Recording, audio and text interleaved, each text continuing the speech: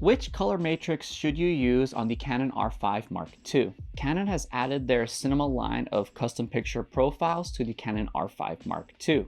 And within that, you have a ton of options for customizing the log profile, the color gamut, the color space, and the color matrix. But what do the different color matrix settings actually do? Canon doesn't really do a good job explaining them, so I decided to put them to the test myself.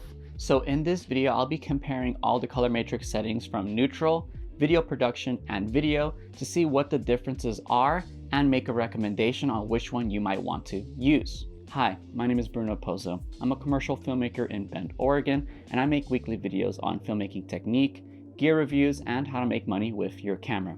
If that interests you, hit that like and subscribe. Now, let's go on to this comparison.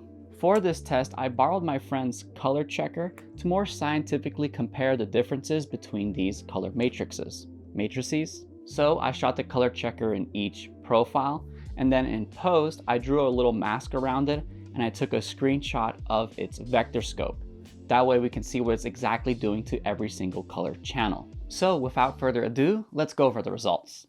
Here are all three profiles side by side with their vector scope. As you can see, the differences are very subtle, but we can actually make them out. Here's a closer look at each color matrix. Let's start with the default setting, neutral. This is what Canon states as faithful color reproduction. And based off the vector scope, this is true.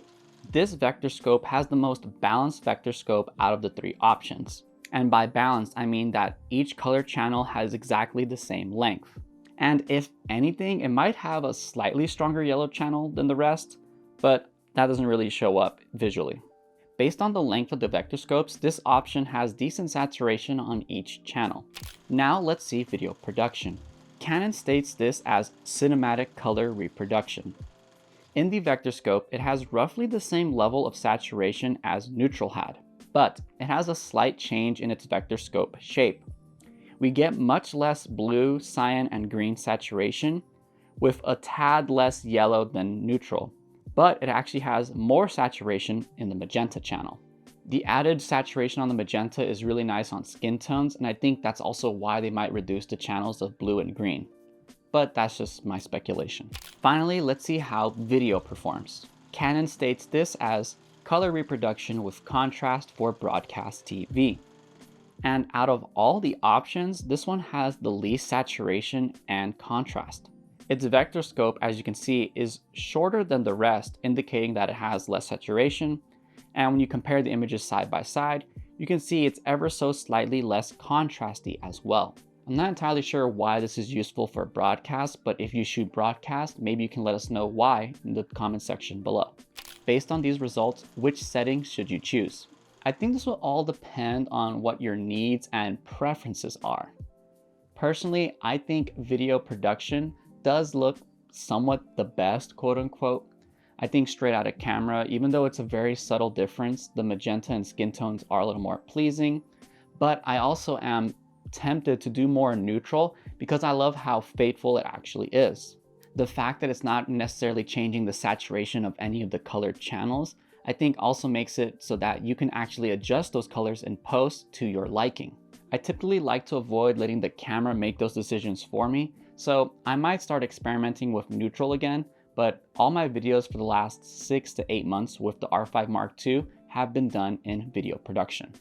And unfortunately, I'm not sure how valuable the video color matrix is. And that's mainly because I don't really work in broadcast. I'm sure there's some reason as to why it's less saturated and less contrasty. So if you work in broadcast, I'm sure this would be a useful profile for you. But in my use case, where I'm posting things mainly to the internet, the fact that it has less saturation and contrast just means I'm gonna have to add that in post anyway.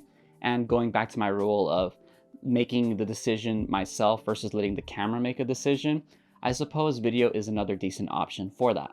But if I had to make a recommendation to someone, I actually think neutral might be the best option just because it really is the most faithful to the colors in your scene.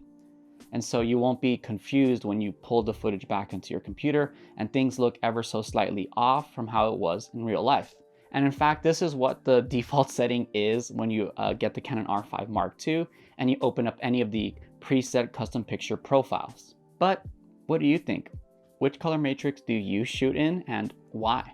I'd love to learn more because I don't really think I've seen anyone else really talk about this except for Jared Hoidman. Shout out to you. But unfortunately that test wasn't as scientific, and so that's why I got the color checker out for this one.